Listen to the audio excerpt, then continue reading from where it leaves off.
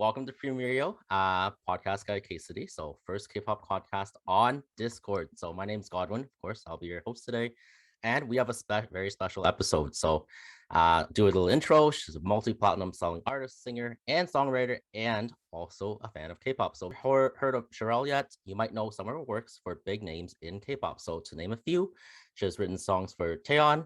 Yes, that Taeyeon from SNSD, ITZY, Six, Oh My Girl, and many more. So please welcome talented, beautiful, and amazing SHORELLE. Welcome to PREAM RADIO. Yeah, and with that introduction, I'm just prepared to fail her. Like, hello, guys, I'm SHORELLE.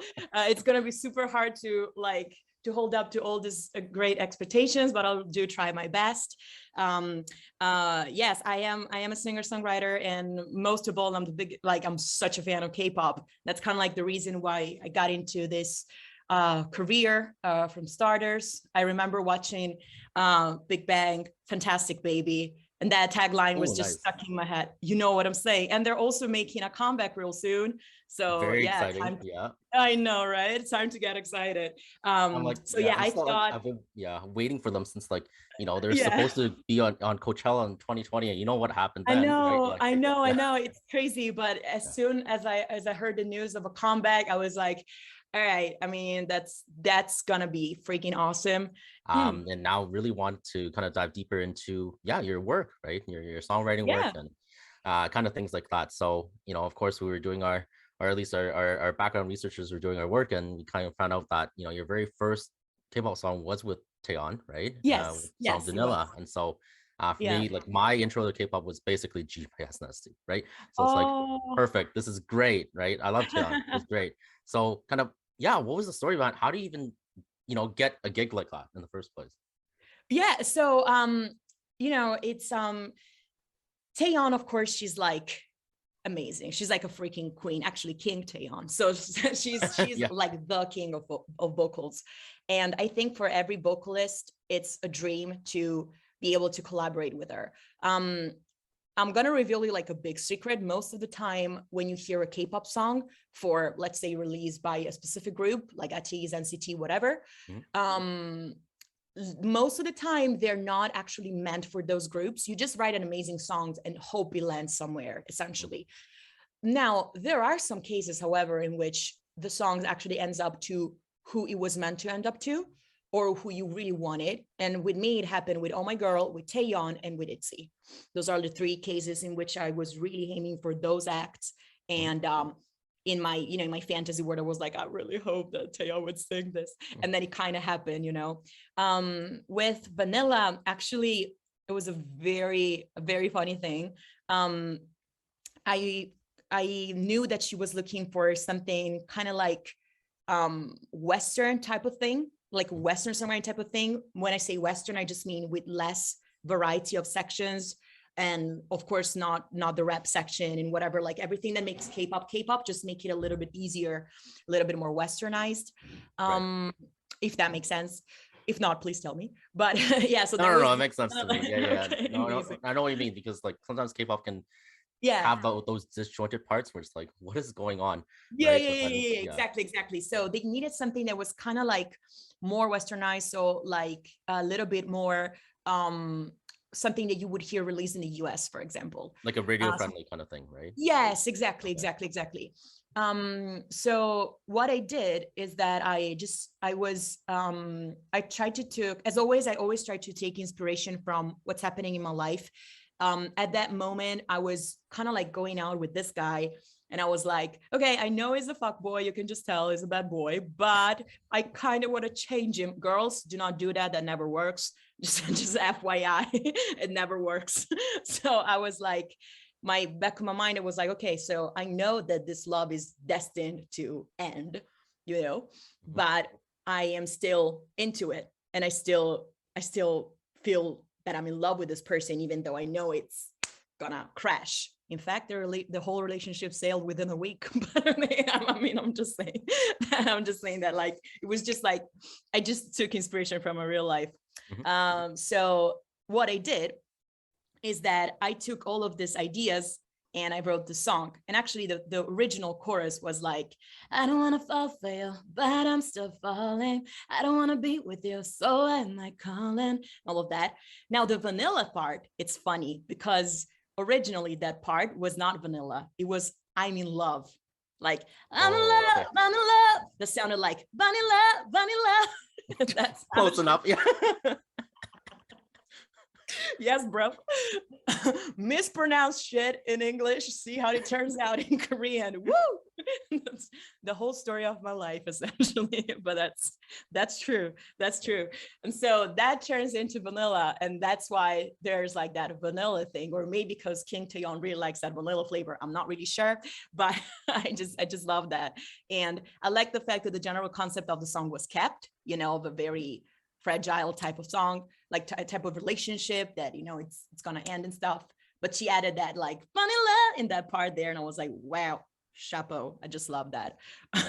But yeah, so that's how it happened. And actually, in the middle of it, I remember when we were trying to solve the chorus and make it really good. I remember the producer was like, oh, just maybe this chorus could be a little bit better, could lift up the energy a little bit more. And I was trying out various options, and then all of a sudden I just told my flatmate, oh, you know, I'm giving up, I'm not a songwriter. And I remember like going down the stairs and just be like, I can't do this. Like I tried every possible solutions in my head, it's not working. And my flatmate was like, oh, come on, get yourself together. And so I went back to the studio, got myself together, and then submitted it, and it was my first cut. It's what started my whole career. It like the minute that my publisher sent it out to Taeyeon, she loved it, and within a month it was released. So it was really crazy, you know, but it just happened. And the best part is that I got the news on the 8th of March, which is International Women's Day.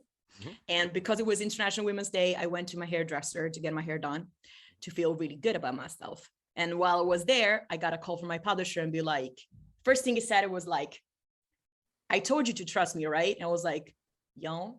And he said, So like, go on, moving on.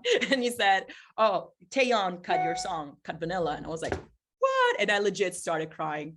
And then I was like, the hairdresser was like, can we play it in speakers? I was like, I'll play it. And so the whole shop was listening to this unreleased demo, which is like super illegal. Please do not tell SM, but that, yeah. So like a couple of like British old ladies, they just listened to the unreleased version of Vanilla. So there we go. But yeah, so that's what happened. And that literally started my whole career. It was a very special song to me. It still is. And it just started my career. There you go.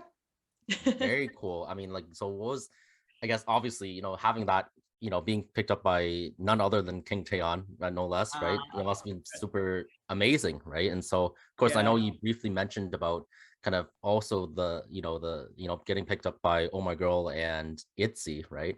So what was those, you know, kind of, I know you were saying about how you were kind of targeting, right, those, you know, kinds of songs towards them. So what was that process like, and, you know, how did that happen?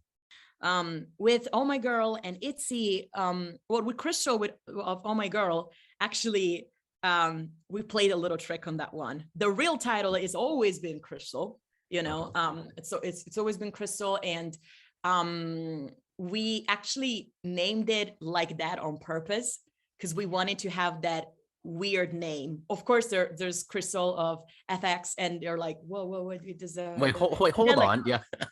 It was, yes. And the whole Twitter start buzzing. They're like, oh my gosh, Oh My Girl are fans of Crystal, and this is their way of telling us that. No, it was literally just just us trying to be clever about it. And it just started again from me mistyping Crystal. How you actually write it. I thought it was written legit with a K. Yeah, instead of a C. Like, it's actually with the C, but let's keep it like that, see what happens. So again, being bad at English really takes you places, apparently. But you know, it's just you know, that was the idea. And the idea of Crystal was legit, like to make those special moments for fans to cherish. It was always meant to be a fan song, and it was always meant for Oh My Girl. So it's it was was just feeling that it would have happened, you know, with that song as well. I was just, in fact, when making the arrangement, I was listening a lot to Secret Garden, their release, and see Oh like yes. how they were like playing with the harmonies and stuff. If you listen closely, there's quite a lot of like arrangement in here and there, and that was the idea. Also with ITZY, it was this, it's funny, yeah. So ITZY is my favorite group. It's with Blackpink and ATEEZ and Stray Kids. They're my favorite group. Oh, G Idol as well. So they are, when I'm rapping, I'm always thinking of Ryujin. Like I'm always thinking of Ryujin making the rap line that I write. Yeah. And so over the years, since Dala Dala came out, I was just like, I want a cut with ITZY. I want a song out with ITZY. And I submitted to them so many demos, and there were just no response from the label, essentially. They were like, not really interesting. And that's, I understand why, because all of them were like, kind of like not good enough, or I was still, you know, it's still a process. So you need to level up. All right. And I'm 23. So when I started, I was 19. So you need to have a lot of experience to just realize what works. And I still have no clue. I'm still like, just, you know, Sure. Yeah. It's a process. trying Like to you said. get it, you know, but yeah, oh, who knows? But that's I like the idea. So when I was actually really stressing out to have a cut with ITZY. I remember telling my manager, look, you always have to tell your aims to your manager. And I was like, a cut with ITZY. Like I need it within 6 months, I would have ended up having it. And so what happened is that I went to Seoul. I went to Seoul, and I was having my first session with Young Chance. And I was very nervous because he's such a good songwriter. I'm a big fan of his works. He did like Airplane for Stray Kids. And he did Mitzi for ITZY. Yeah, So yeah. you know, so he did a lot of works that I love. And so I was like, okay, I really need to impress him. My way to impress him was to arrive an hour later because I spent so much time trying to calm myself down and trying to put on makeup, and I couldn't get the eyeliner straight. I was like, oh, damn, like that. So, and I took the microphone and I heard a beat. The beat was done with one of our friends, David. And I was like, okay, cool. I just put down quite a lot of the song actually in one take. It's almost like the song was already written. I'm not even joking. And I never heard the beat before. It just came out naturally because it was a good environment. It was a good chemistry.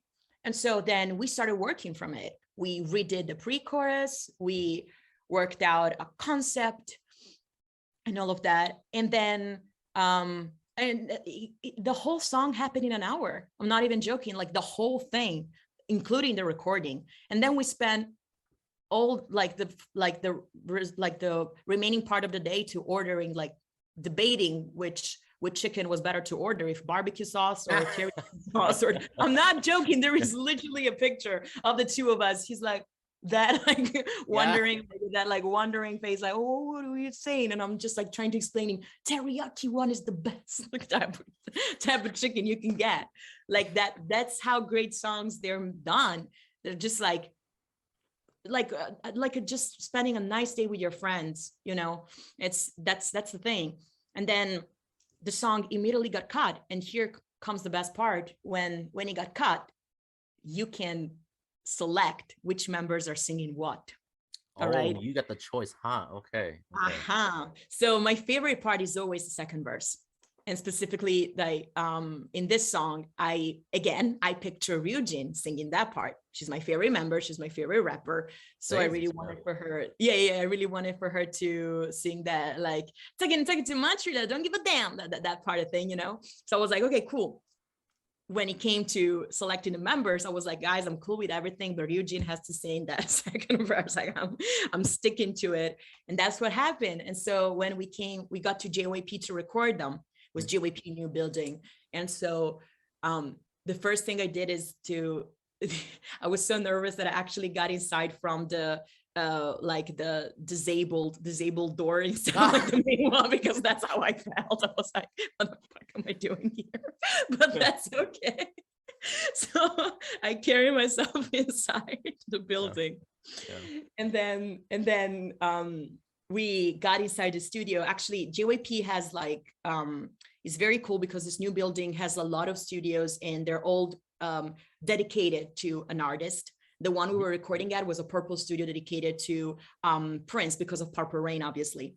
So we were there, and that's apparently it's his favorite studio to record at. And all of a sudden they just came in and I was like, whoa. And they were like super fast. They just got inside the vocal booth and just like started recording. And then of course there was the language barrier. So Sure, always, yeah. I mean, yes. But didn't you have Leah? She was there. Anyways, yeah. Yeah, exactly. So Leah was like, she was always talking to me, but also from the vocal booth, unless you open up your microphone, they can't hear you. So a lot of the times I was just like doing the heart shape with the arms. Yeah. And they were like that. So yeah. Like super sweet. And then it was a pleasure to record all of them. They're so professional. They're so nice.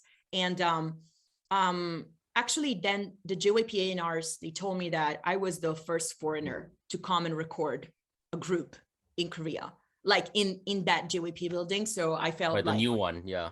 Yes, exactly. So I felt like it was a really special moment because I'm always the first or the last. Like when he came, I like a week before I went to SM and they're also changing their building. So I was the last writer to get in there to record.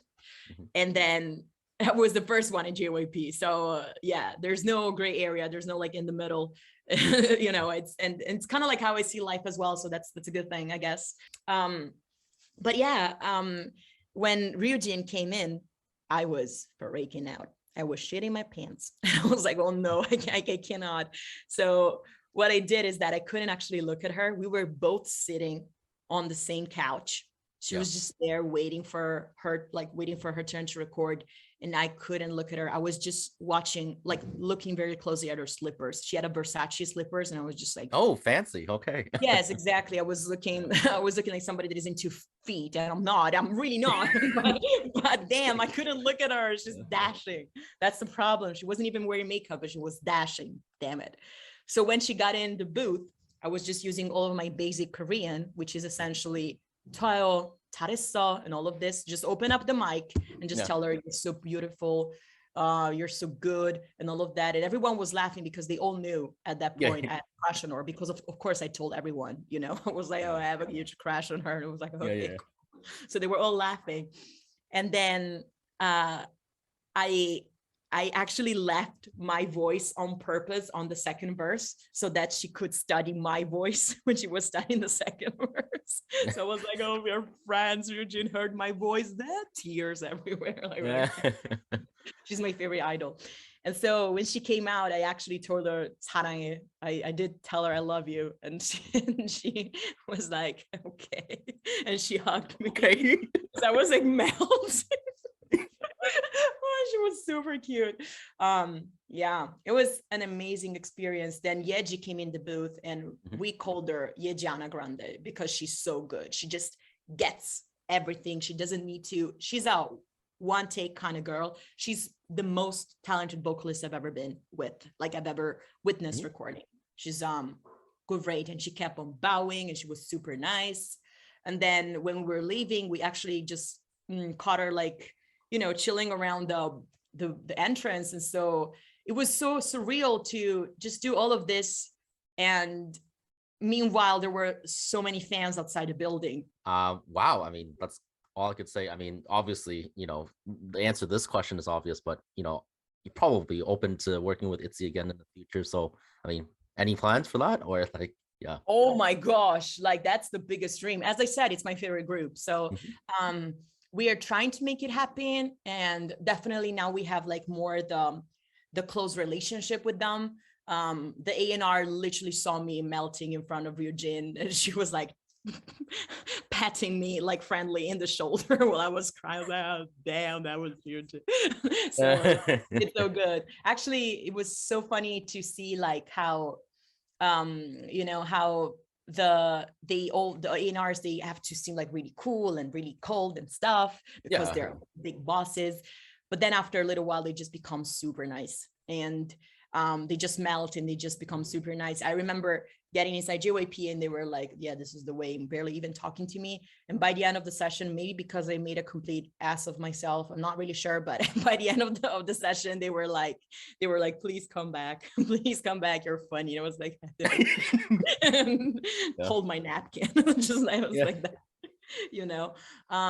So yeah, I really hope I can work with ITZY in the future, and I hope I can manage to get a picture this time. And I'm gonna try to wear like, you know, I'm Yeah. gonna try to wear like waterproof mascara so that I don't ruin my makeup when I inevitably melt down again. So yeah, Ah. that's definitely in the makings. I hope so. Like we'll see. Fingers crossed. So actually, some of these, the questions specifically about ITZY were provided Yeah. by, yeah. So we actually partnered with the biggest ITZY kind of Discord server, which is over like 45,000 people now, actually, if I remember Wow. correctly. So yeah, I'd love for for you to give them a shout out, because they're dying to hear about how you're going about the songwriting process for chillin'. So yeah, feel free to give them a shout out. Wow, that's a dope. Yeah, let's just it was just I don't know. Again, we were just ordering chicken and then we wrote the song. Like that's essentially how it happened. So yeah, but it's so amazing to hear that the fans they are really interested in the songs as well, not just in the idols. Because the thing about like working as songwriter or producers is that it's most of the time it's a behind the scenes work. And just in recent years, it's been like there's been more attention towards who actually crafts the song. And so of course, I always look at songwriting as like a 50-50. So like you have the song, but then the song is nothing without the artist. So you need the artist, because the artist brings in not just the vocals, but just the attitude, the image. And specifically in K-pop, there's like the whole concept of the video, choreographies. It's so much, you know. So the Yeah. artist, it's definitely one of those genres in which the artist really makes it or breaks it for a song. And that's why I feel very honored that I can having this people essentially blessing my melodies with their interpretation. And I'm not lying when I said that Ryujin is my model whenever I rap. I always think of her voice, always think of her. Whenever I'm doing like bridges, I think of how Taeyeon would sing them, you know. So they are definitely in the back of my mind every single time. And I just feel like I'm constantly like learning from them, trying to be like them, trying to write songs that they could sing, but also learning from them. And it just doesn't get any better when you can actually meet them and just be like, by the way, all this time I've been thinking about you and melodies that I could do for you, and now you're here, you know. And it really feels like they also like appreciate your work a lot, because they're super respectful. They are super you know, at least the experiences that I had are just positive. Idols are so humble and such like hard workers. It's unbelievable the amount of work they put on everything every day. And I know we heard about it, we heard about their crazy routines, but believe me, witnessing, it's crazy. Like most of the studios, they do have like a recording booth, and next to it there's a dance room where they can practice their routines. So they literally go from like dancing and giving it their all to recording and giving it all, and then back and forth, singing lessons and stuff and language lessons. And it's just surreal to see all of this so close and in the making. And even though like the small studios, they are built like that, they have this dance practice routine, like this dance hall where they can practice their dance routines, and then they immediately after they go to the vocal booth and write, record, produce. And it's just amazing to witness that, because you always hear of the stories and then you can actually see them in real life and realize there's so much talent in this building that it's unbelievable, and you feel inspired by them, you know. And that's the thing. I always throughout my career, of course I always hope I can be a good songwriter, I can be a good singer, I can be a good artist, but most importantly, I know it sounds foolish, but most importantly, I always hope that I never lose like, you know, I never lose this enthusiasm that I get when I see so much talent, because that enthusiasm makes you level up, makes you even more committed to your craft, to your work. And that's like the little spark that lights up ideas in your mind, because you're like, whoa, I can do better than that. All of a sudden you have to perform, you know. And so that is, I think, the main inspiration and the main thing behind everything. Even when you're writing song about completely different topics, you still want to have that enthusiasm about, you know, a project or an artist, or in this case, a whole community and stuff, you know, the K-pop world. You just want to keep that enthusiasm, I guess. Yeah, I mean, like, you know, kind of going on, you know, with that conversation. I mean, you know, you're talking about kind of the K-pop writing process, you know, things like that. We might have briefly touched upon it before, but you know, what are the differences, right? I mean, you know, if there is any in the creative side between kind of writing for K-pop artists versus, well, you know, recording your own songs or writing for, you know, Western music, say for example. Yeah, of course. So most, you know, it's with, I'm just going to talk about my creative process because that's the one, of course, that I can experience every day. I think in a way, because of my background, I was a singer, but I was also like a musical theater performer for years, been an actress for years. I was doing that on a professional level before actually moving to London when I was 18 and switched to songwriting. Because of how I approach like the whole like creative world has always been with the one of like creating characters and relating to them. In fact, of course, like I'm known as SHORELLE, but SHORELLE is actually an acronym, and it's a mixture of names of the characters that I use when I write. So it's actually, it's kind of like, you could see it as more as just me writing. It's more like a collective of the stage personas that I use when I'm writing a song. Because for years I was used to just switch from a character to another on stage for musical theater. And so I was like, just the way that my mind works, I was like, okay, it just makes sense to have a lot of stage personas that would say different things and would do different things. It's, in a way, it's very similar to how you write a K-pop song. You have a lot of members inside a group. You have the rapper, you have the cute dancer, you have the lead singer, you have the dramatic one, you have the like the clown of the situation, all of that. And so naturally, I just developed stage personas that are like that, that resembles these people. And so I can just, what I do is that it's literally like playtime for me to write a song, because I'm like, okay, I got like all these characters, and in this song I'm gonna use you.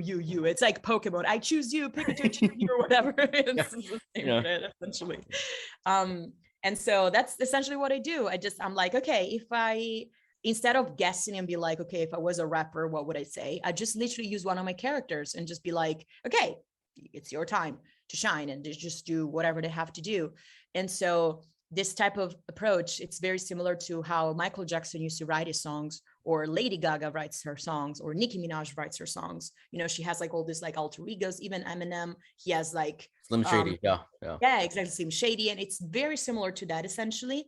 And so in a way, I guess that on a certain level I was meant to write K-pop, because in K-pop you have multiple characters. That's what I do. And so I can just have fun with sides of my mind that I just naturally have and that I'm used to have. In the US, in the Western type of songwriting, of course, you have less sections. And the reason why, it's because you stick more to one character and you carry through. The only part in which the character kind of like shifts away from what it's his view is in the bridge or middle eight, when they have like, they're like, essentially, if the whole song they were being saying, oh yeah, I'm a bad bitch, I'm the best and whatever, in the bridge they're like, oh actually I'm so fragile. that's essentially like, so, you know, second guessing yourself. That's the bridge part. That's also why I hate bridges, because I'm like, if the whole time I want to say I'm a bad bitch, I'm not gonna second guess myself when it's almost finished the song. Like that's how I see it. But you know, in K-pop, you're doing all of that. The only difference is that, at least with me, I use like just a lot of characters. And so, for example, when writing Vanilla for Taeyeon, I used a character that it's called Sheena, and I channeled her, and I just used like a lot of like similar characters, like as Sheena in for example in Crystal, because like it's kind of like that cutesy type of thing, you know, and I use like completely different characters in other situations. So it just depends on that. Me personally, it's just how it works. So if you know something about like, you know, KDA and this type of things, or SPA, when they have their they're kind of like holograms, you know. Yeah, It's yeah. very similar to that essentially. So you just have fun. And also I'm a Gemini, so we naturally have like freaking 400 personalities. And so it's just Yeah. it's all good and natural, you know. Nothing new, but that's the method that I use, and it's the best one to have fun, you know, I guess. Perfect. Yeah, no, no, that's fantastic. And so of course, we look at kind of your, I guess, discography of sorts, right? Your catalog of work, I guess, Yeah. in K-pop so far. So I mean, of course, as a fan of K-pop as well, was there any moment where you thought that, oh, there's that one song, from some other artist or the same artist but from a different song that, like, darn it, I wish I would have wrote that song. Did you Honey, have that? I have like a whole Yeah. list. I have a Okay. whole list and it's constantly growing. But the top three are Love Scenario by Icon. Damn, I Oh, live. yes, that song was great. Yeah. I mean, that's my go song when I'm in Nurepang in karaoke, and we could have a love scenario. When Oh, I'm yeah. drunk, I'm just like, oh no, I'm just Oh singing. no. My that's my freaking jam. Yeah. Like when it's like Uriga mana, it's just kumana melodrama. I just go crazy for that one. Mhm. Then there's God's Menu by Stray Kids. Oh, that song is great. Yeah. Bang, that's like freaking bang right there. It's a And banger. Yeah. oh wow, when I saw that, it was like do do do do Do, do do, do. do, I do, was do, like do. just, and the chefs dancing. I was Yeah. like, damn it, you guys. And then it gets even better when there's like Felix like And it's just like Felix is like, I can't even, like, yeah. your voice is so low. Like, it's like, By the way, I yeah. have living, like I know for a fact that it, like Felix's voice, it's so low all the time. And like even because when my friend Young Chance was recording them for Airplane, Mhm. I mean, I thought that at least part of it was like forcing it to be like so low Right. because It's that's like, oh, I'm just doing it now. I'll go no, back to my it's regular voice. literally how it talks. Like, oh, by the way, I'm Felix, and I'm like, damn.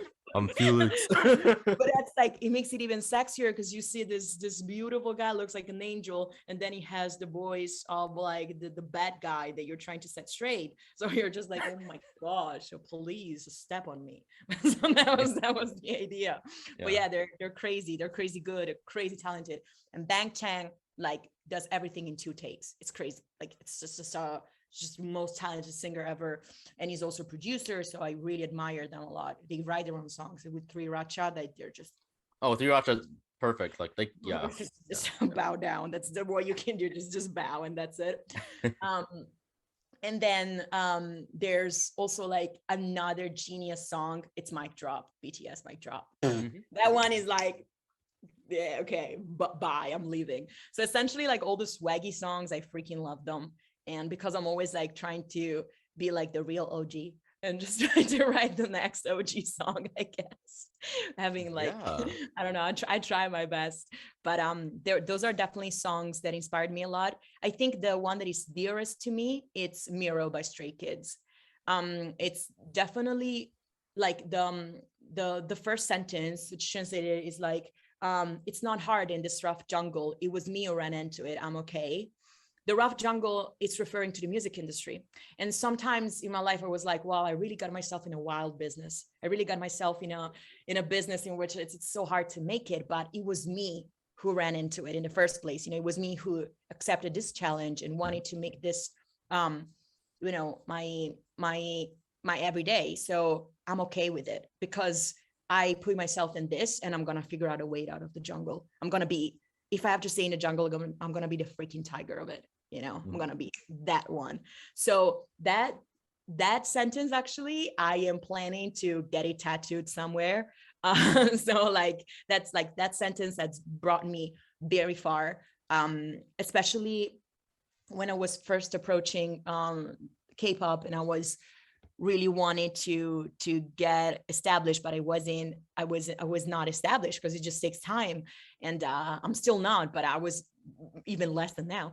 So I was like, okay, I need to carry through with this, and Miro really was there for me. And then essentially everything that ATIs do. I'm the biggest ATINI ever. Like, I'm such an ATINI, it's crazy. And so specifically like Wonderland. um what Mhm. was with that one, and Pirate King. Mhm. Mhm. Oh, Yeah. and Pirate King was the first song that I heard from them. I Mhm. was like, damn, like Minky, it's crazy how good they are. So San is Yeah. like my freaking love in life. And the last one Yeah. is Coco Bop by EXO. Coco Oh, Bop, Coco Pop is a bop. it's so good. Like it's sexy and it's swaggy. It has everything I love in a song. So definitely those ones, they are my favorite. I know it's a lot. I told you it was a list, but Yeah. those are my Yeah, maybe this those is a small portion of a gigantic list, right? So yeah, I think. exactly. It's just like the tip of the iceberg. There's so Mhm. much more, but Yeah, I yeah, mean, so again, just looking back at kind of, all your work so far, yeah, this might be a hard question, but yeah. who has been your favorite artist and what has been your favorite song to, produce out of all of them? Mm, so hard because again, every song that I did, it was always from the heart. It was never just okay, I have to do a type of song like that. Mhm. It was always a message, from the heart. Like even like the CIX one with you, that was a special release for me because I always wanted to write a boy group song. And at that moment, I was parting from my friends because I was living some of my best friends in Italy, and I was yet again living for London, trying to live my dream. And so even when I wrote with you for CIX, I was really feeling that song, and I still feel it nowadays. Like um, it's um, the original title was actually "See You Soon," and it was literally like I wrote it in the plane when I was saying bye to my friends at the airport. I was like, I'll see you soon, guys. I'll be with you guys. I need to go now because I have a responsibility towards my dream, but I'll be back. And we are going to be together again. That was the idea. So it was a very dear release as well because I always dreamt of like writing for boy groups, and they were like, nah, you're a girl, you can't write for boy groups, bitch. What? And then Yeah. that happened, I mean, believe me, it happens in this industry. If you're a girl, they're just thinking automatically you can only write for girl groups. And when I was actually kind of swaggy, a swaggy writer, not a swaggy person, but I tend to put a lot of rap stuff, and they were always like, well, you're not enough girly and shit. I was like, what the fuck does that even mean? Wait, What's hold on. that? Yeah, what does that even mean? Yeah. Yeah, I was like, what's that? So just you know, there's always like, people that are gonna try to convince you of like putting you in a box and just be like, if I had listened to the people that told me this stuff, I would have had like maybe 2 releases. That's all. But instead, all of my next releases are actually stuff that I can't disclose Yep. where they are. But this year, I'm definitely gonna like work with very big artists, and I'm super proud. And all of them are songs that are true to my own style. Mhm. You know, have my own flavor, and so something that nobody believed could actually get caught, and then it happened, and it's gonna happen again and again. So, um, just you have to do yourself, because at the end of the day, there's so many versions, there's just so many people, but there's only one version of you. I know it sounds cliche, but you trying to imitate somebody else, a creative that is already out there, because you feel pressure to be somebody that you're not, it's just not going to work out. You have to embrace yourself and work on the stuff that that you want to work on, accept stuff that you cannot change about yourself, and just let it go if it's something that just doesn't fit you. I know I'm supposed to answer your question about what is the favorite artist that you want to work, but I can't answer that because I'm a fan. I generally love all these groups. Of Yeah. course, ITZY was always the biggest dream of mine. It has always been in the back of my mind. But so he was writing for Taeyeon, so he was writing for CIX, and so he was for All My Girls, so he was for the Nine. It's when you're a fan of the genre, you just love all of these artists. And of course, ITZY has been crazy good because I could actually meet them as well. And so that, of course, it's always going to be a special release because it was my first time meeting an idol that I was writing for. It was my first time recording an idol. So I was much more involved in that process. But I mean, all of them, have been incredible. And like the like I don't think people realize how much importance does it has when somebody that you really love and that you really value, like an artist, decides to choose your idea to work on. It's unreal. Like because specifically when I was writing a lot of the songs, I was feeling like shit. I was talking about like stuff that was happening in my life, and I was thinking that I was wrong. I always say, if somebody wants to create another world, all right, like a world made of words, actions, images, it's because they're unhappy with the world they're currently in that moment. They just feel unhappy with life, and so they want to create for themselves an alternative, like another universe where they are invincible. That's how I felt with some of my releases. I felt like really bad, specifically with some songs. I felt that just I was super bad and I was not good at anything. And then in the studio, that's kind of like my safe space where I can be whoever I want, or as many characters as I want, and all of them are pretty cool. And so to realize that an artist that you admire, that you follow, that you listen to, decides that actually you're not that bad, you're pretty freaking cool because they want to sing your song, it's unbelievable. It's such an honor, so I could never choose just one artist, because they all, it was a privilege to work with every single one of them.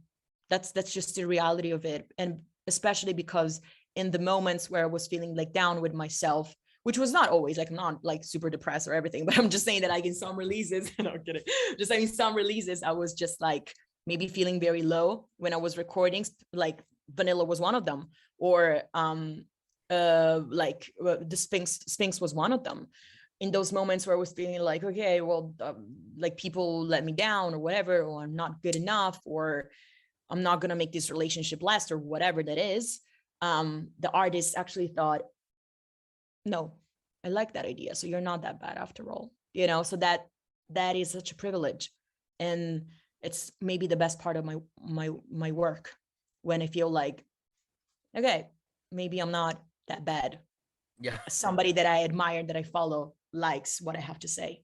So that's how I feel about it. Yeah, so I could never choose. I love all of them. Of course, it was special because of all the reasons I stated before, but every single time it's a privilege, and I hope it's gonna be like that every single time, yeah.